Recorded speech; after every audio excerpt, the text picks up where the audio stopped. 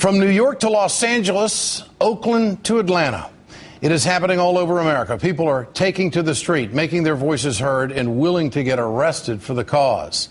This is what happens when corporate America takes over the government. The people rise up. In New York, protesters are preparing for a cold weekend, even after the fire department confiscated their generators, citing safety concerns.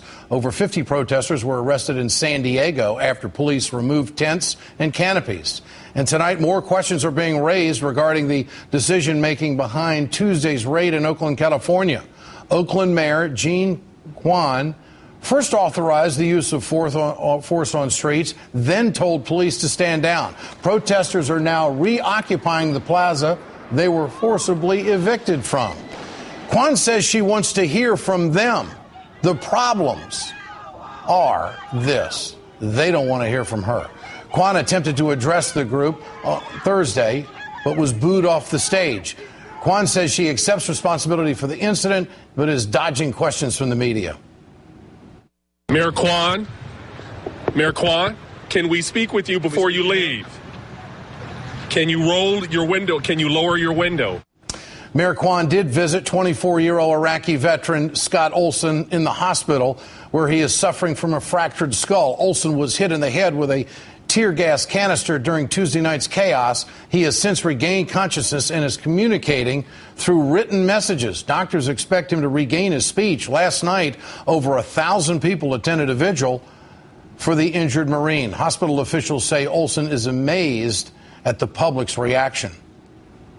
He is surprised at the interest when we share with him that the world is watching. Let's bring in Michael Eric Dyson, MSNBC political analyst and professor of sociology at Georgetown University and the author of the book, Can You Hear Me Now? Professor, good to have you with us tonight. Thanks so much for joining us. Thank you, Ed. Did Scott Olson, in a sense, change this movement? What do you think? I think he did. Here is a man who has given his life to defending his country, to making sure that democracy could be shared here at home. And now he returns home, engages in an act of civil protest, in civil disobedience, a gesture of profound identification with the great values of democracy, and he's hit in the head with a canister of tear gas. I mean, he becomes the symbol of what it means for Americans to gird up their loins, to galvanize and rally their protests and say, as you said, Ed, that when the government is overtaken by corporate interests, when it's undermined by business elites who don't have the best interests of America at heart, it's time for the people to rise up. And I think Mr. Olson represents the best of that democratic value, that democratic vision. People are willing to get arrested for this movement. What does that mean?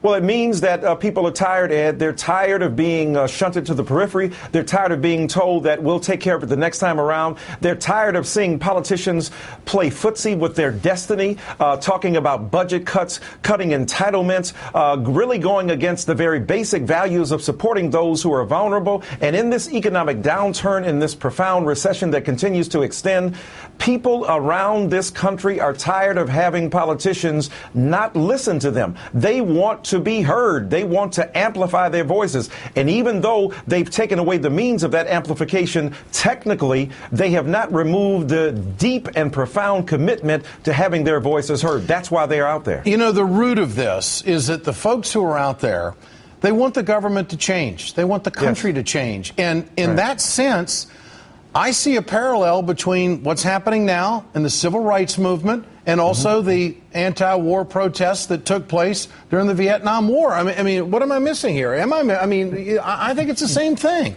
You're on it, Ed. I mean, the reality is, think about it. In Resurrection City, where Reverend Jesse Jackson occupied for some 2 months, Washington, D.C., with the Poor People's Campaign, when the Vietnam War was at its height and people around this country and indeed around the globe identified with the vulnerable and the victimized and suggested that America has to change, this is an extension of that same willingness to march, to drum up support, to rally, to galvanize, to exercise our franchise, and to tell the truth as Americans. That's our right, and that's what they're doing here. Media Matters compiled a list of names the right-wing media has been calling the protesters: anti-American, communists, sex addict morons, parasites, and it's just to name a few. What do you make of that? ad hominem, ad feminem. When you don't have an argument, toss mud at people. When you don't have a substantive engagement with the issues, then try to berate the people. We have been victimized by that. Those of us who have identified with the vulnerable, those of us who have spoken in their behalf, those of us who raised the banner of American loyalty say that real patriotism is not denying the legitimate problems with the country, but willing to come forward and say, let's do something about it. James Baldwin said, I love America above any other country. I therefore reserve the right to criticize her perpetually. Those of us who are willing to tell the truth about America are making it better, not right-wing zealots and the lunatic fringe, which is incapable of telling the truth about America and also identifying those areas that need to be dealt with, that need to be enhanced, and that need to be embraced as a way of saying this is the truth of American democracy. Those who are willing to pay the price for it are those who are willing to see it extended. Great friend, Michael Eric Dyson. Great to have you with us tonight.